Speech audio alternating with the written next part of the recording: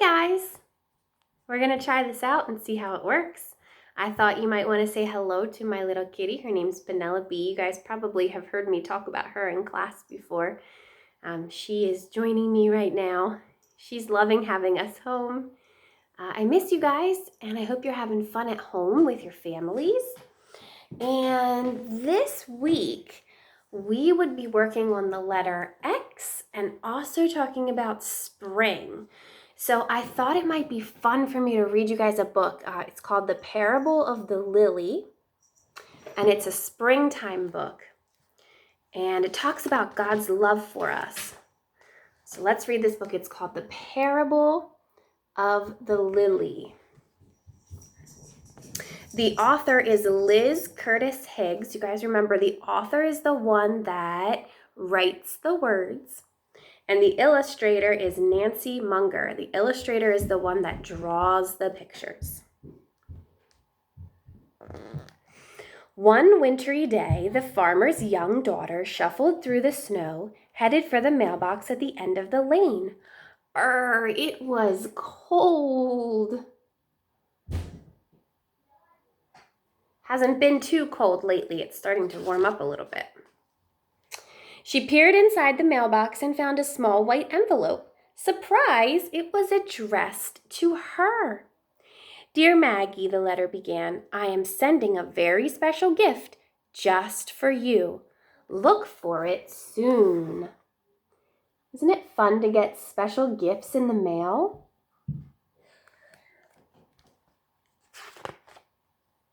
Maggie loved getting presents, especially a gift as mysterious as this one. When would it come? Who was it from? And what would it be? The farmer's daughter waited and waited, some days patiently and some days not so patiently. Then one very ordinary afternoon, a box appeared on her doorstep. The gift had arrived. Look, her kitty seems pretty curious about that gift. I wonder what it could be. The farmer watched as his daughter excitedly tore off the wrapping paper. He was eager to see what she thought of her present. But Maggie didn't say a word. She just stared at the small wooden crate full of dirt. Dirt was not at all what Maggie had hoped for. So she got a wooden crate of dirt. Does that seem like a good present or a bad present? I don't know. I'm not sure I would want to get dirt in the mail, but maybe some of you would.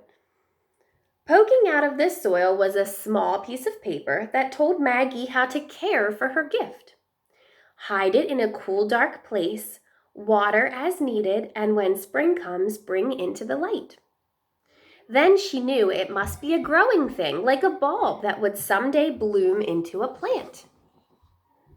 Maybe you've helped your mommy or daddy plant some plants before or some bulbs in the ground, and then in the springtime, they open up into a pretty flower. Oh dear, her long-awaited gift wasn't a toy or a doll or a game after all. The farmer could see that his daughter was very disappointed. His heart grew sad because the gift was from him. So it wasn't a gift that she expected to get. So she was kind of sad about that. With a sigh, Maggie carried the wooden box down the steps into the darkest corner of the cellar and left it there on a shelf. Sometimes she remembered to water it, but most of the time Maggie just plain forgot. The farmer did not forget. He just waited and he watched. So she's kind of taking care of it, but not really, because I don't think she was very happy about her gift. Spring came at last. The air was warmer and the gray skies had melted into robin's egg blue. What a welcome sight the sun was. It was time for the farmer to hoe his garden, getting the soil ready for the seeds that filled his pockets. So he is using this tool right here called a hoe, and he is breaking up the dirt so that he can plant his seeds in the ground. And we see the birds starting to come out. Have you guys been seeing the birds outside your window? Maybe you've been feeding the birds. Maggie wanted to help, so she marched down the cellar steps to get her own Maggie-sized gardening tools. That's when it happened. Searching for her toolbox in the darkest corner of the cellar, Maggie knocked the forgotten crate of dirt off the shelf. Crash! The crate splintered into pieces, soil was everywhere, and the flower bulb that rolled to her feet showed no sign of life. So her box fell, and out fell the bulb, and it's not looking very healthy because she wasn't really taking care of it, was she? She wasn't watering it, and she didn't give it any sunlight when spring came. What a mess! Maggie was mad at the box and even madder at herself. She swept up the dirt and threw away the broken box, grumbling under her breath. And that ugly old flower bulb, she tossed it out the cellar door, never to think of it again. Until... what do you think is going to happen? She tossed it outside, and it probably landed in the dirt. So what happens to plants when we put them into dirt? Maggie woke up earlier than usual on Easter morning. A warm breeze blew through her bedroom window, and the chirping birds seemed to call her name. Still dressed in her nightgown, Maggie tiptoed out into the garden. She was hoping to find some daffodils or tulips to decorate the table for Easter breakfast. All those pretty flowers.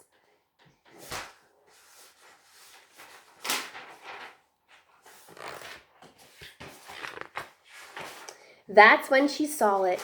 The loveliest lily that God ever made was blooming on the edge of the Father's flower garden. Its white petals unfolded like a trumpet.